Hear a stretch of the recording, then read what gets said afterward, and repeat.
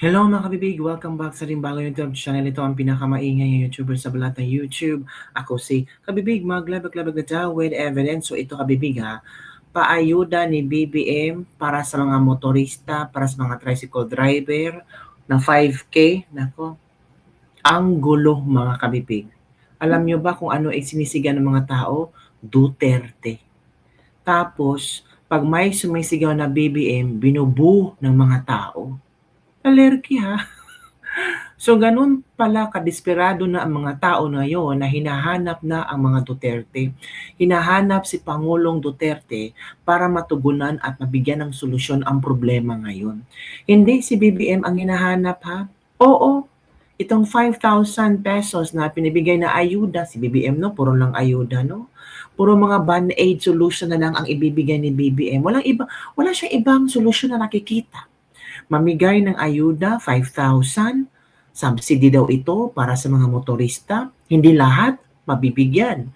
Kasi ang Visayas at Mindanao, hindi man lang nasali. I think sa Luzon area lang at selective lang. Naku, paano yan kabibig? Para yatang hindi epektibo ang 5K na ayuda na confident na proud si BBM sa kanyang ginawa. Dapat bang ma-proud si BBM nito? Hindi eh. Kasi hindi natugunan. Yung 5,000 para saan yan? Mga ilang araw lang. Eh bakit ilang araw lang ba ang pagtaas ng petrolyo? Ilang araw lang pagtaas ng gasolina? Hindi naman kabibig, di ba? So ngayon kabibig, tingnan natin ang isang video kung saan nagsigawan ang mga tao, ang daming mga tao, ang daming mga motorista, I think so, na may sumisigaw na BBM, Bino. Ito kabibig,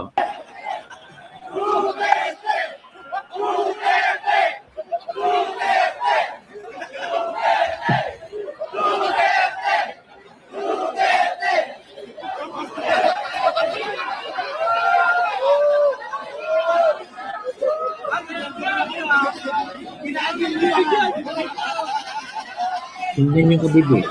Diba? Ano yan?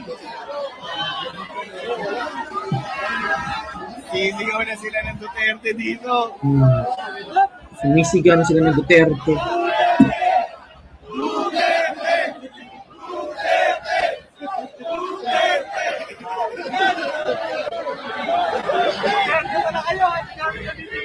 Duterte pala.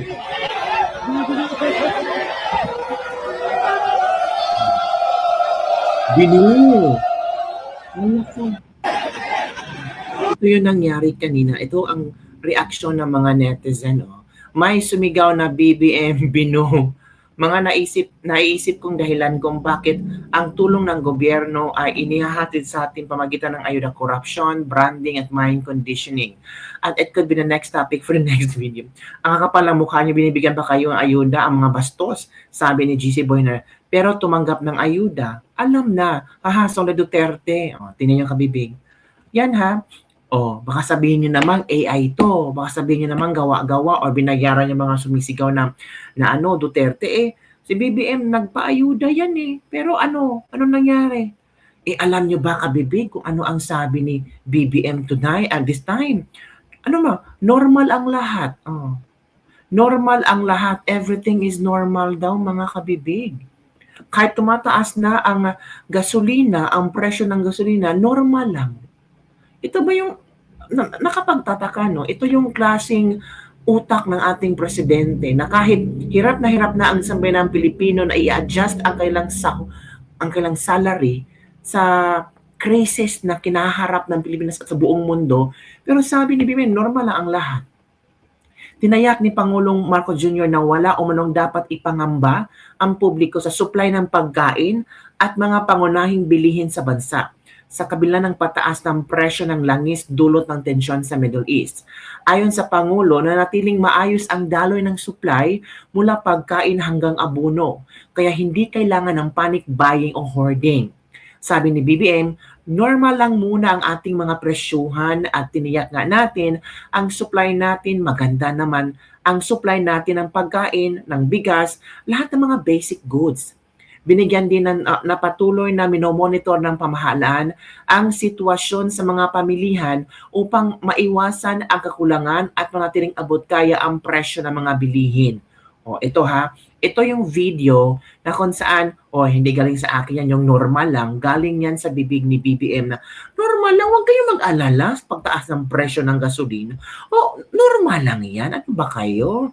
Huwag kayong mag-hoarding, huwag kayong mataranta. Ito na. Sir, may ayuda for the transport sector. Paano po yung middle class? Ano pong aasahan from the government ng ordinaryong Pilipino na hindi nagko-commute, sir, but nagda-drive? No, this is what we are doing. That's why we are looking at the prices. This is for ordinary Filipinos. So that's the. Sir, sa fuel. I'm sorry. Sa fuel, sir, for the Filipinos who don't commute but drive but are still not that well off, what can they Tama. expect from the government? How can the government aid them? We just have to. That's right. That's why we have the authority for the excise tax to move the excise tax. That's why we have asked for several.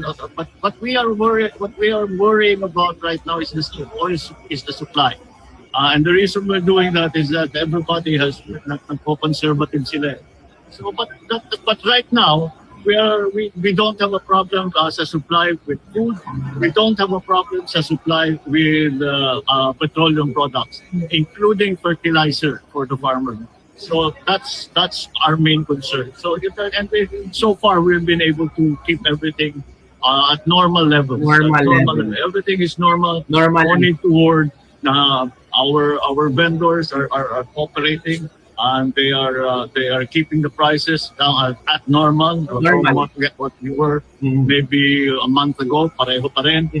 Sir, may ayuda. Normal lang lahat. Naninig sa BBM ha, everything is normal, no need to worry. Hay naman si Ngagba, tuyot na tuyot siya, namamayat at nauutal na naman. The worst and the weakest president in the Philippine history from Jello Cruz. Don't worry, magkano na naiuwi yung mga sa ano na nga ang trip mo bangag? Paano mo nasabi yan? Normal ka ng normal. Naghihirap na ang mga Pilipino paghahanap ng sila ng murang bigas. Pamura ka talaga ng taong ito. Ang sabi ni Digong, only the AFP can check sa corruption kasi takot pag sila ang magtanong. Tahimik kaya walang pag-asa hanggang bangag ang namumuno. Hirap intindihin kung ano ang sinasabi. Oo nga, ako hindi ko naintindihan yung mga sinasabi niya. Di ba, kabibig? Normal lang. Yun ang gusto ni BBM. Normal, wala tayong magagawa. Di ba? Lahat ng mga nangyayari sa Pilipinas, normal lang yan. Kayo ba huwag kayong huwag na kayong magalit dyan kasi yung paghihirap mo, yung pagmahal ng bigas, ang lahat ng pamilihin, normal lang yan. Sabi ni BBM. Kaya huwag kayong magalit dyan kay BBM kasi normal lang yan. No, do not worry. No need to worry kasi normal lang lahat. Diba? Ito ang tugon ng ating mga netizen. We don't have a problem sa supply of food, petroleum products, including fertilizer. That's our main concern. So far, we've been able to keep everything at normal level. Everything is normal, no need to hoard. Non-stop floods ha, yung baha pa. Do not think as it is a special situation. This is, I hate to use the overused phrase, but this is a new normal. Normal na naman. Ganito talaga ang buhay natin kahit ano pang gagawin natin. Normal lang to, mga kabibig. We just have to change the way we think. Everything was different from what it was in last 40 years. Kaya normal lang itong paghihirap natin. Ito ang komento ng mga netizen. Wala pong problema sa mamayaman. Kaya napagsabihan na bangang, di naka-align yung sinasabi sa tunay na nangyayari.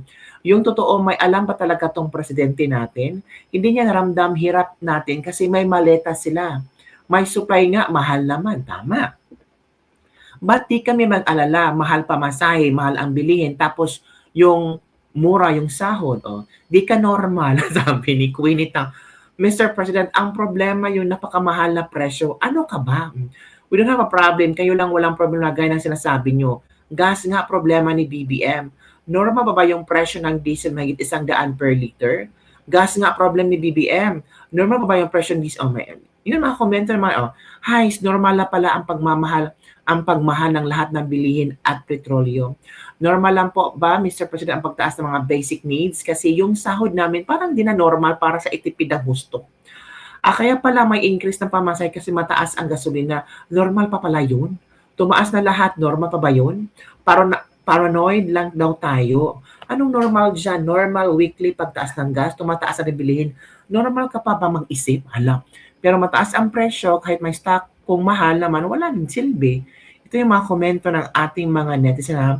Sagad sa pangako, pero ano na mga pangako mong tinupad? Bigas 20 pesos per kilo, mga malalaking buhayan na ipapakulong mo, mga gintong ibinenta mo mula sa BSP, mga pondong kinuha mo mula sa mga ibang agency. Oh. Kamusta naman po ang presyo? May paraan po ba dyan? Kung kaya mo naman palang mag-supply, ay supplyan. Yun ang iilang mga komento ng ating mga netizen after sabihin ni Bongbong Marcos na normal lang to. Huwag kayong mag-alala. Bakit kayo mag-aalala? Normal lang tong lahat. Ano ba kayo? Kayo nga, sobra kayong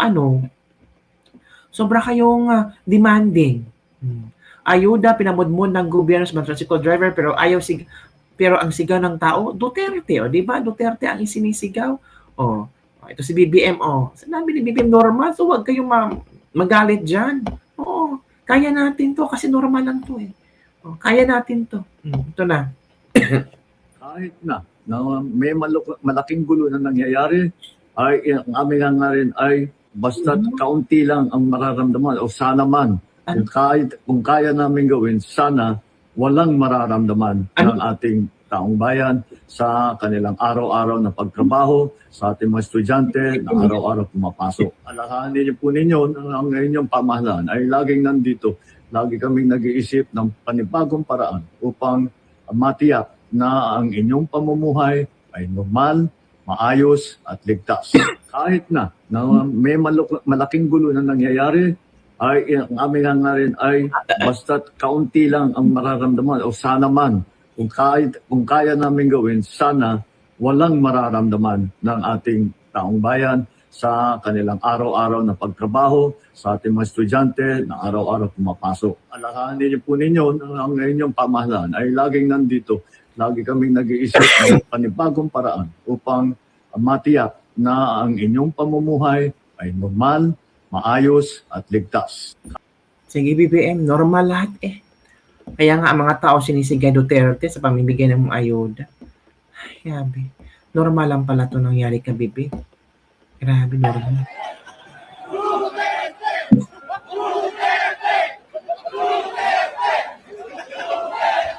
Yun, no?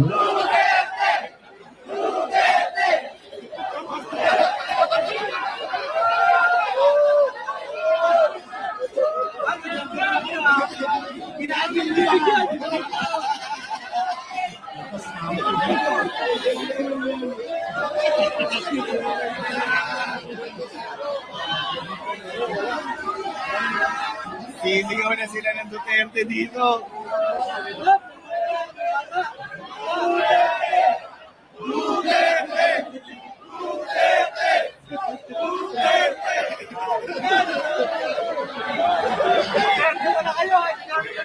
Hindi kami bibigyan.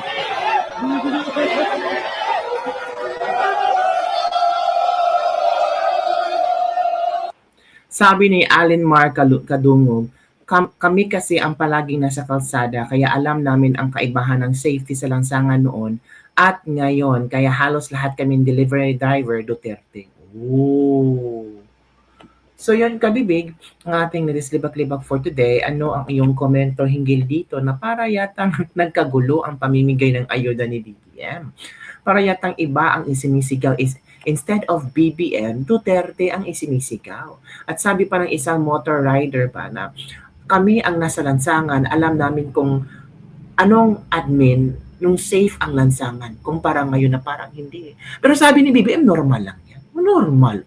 Normal yung pagtaas ng presyo ng bigas, normal yung pagtaas ng presyo ng gasolina, normal yung sobrang taas ng dollar exchange sa peso, normal lang yan. Normal yung hindi ka na makabili ng pagkain mo, normal yung walang aumento ng sahod, normal lang yan. Oo. Huwag kayo magalit kasi normal lang yan. Pero sa kanila, mayayaman sila, gusto nila na kung ano yung feeling nila, kung ano yung nararamdaman nila, ganon din ang nararamdaman ng mga mahihirap katulad natin. Sa kanila, kasi kaya nilang bumili ng kung magkano ang gusto nilang bilhin eh. Pero tayo, hindi kaya natin yan. Diba? Hindi kaya natin magpa-full tank. It's because Ano lang kakainin natin? Ano lang ibibilin pang araw-araw na pagkain? 'Di ba? Gastos. Pero sa kanila, mga mayayaman, normal lang yan. Walang problema sa kanila yan. Mga kabibig, anong reaction mo dito? 'Di ba? Normal lang ito nangyayari sa atin ngayon. Yun lang kabibig. Don't forget to like, subscribe, and share this video. Bye everyone. See you next time.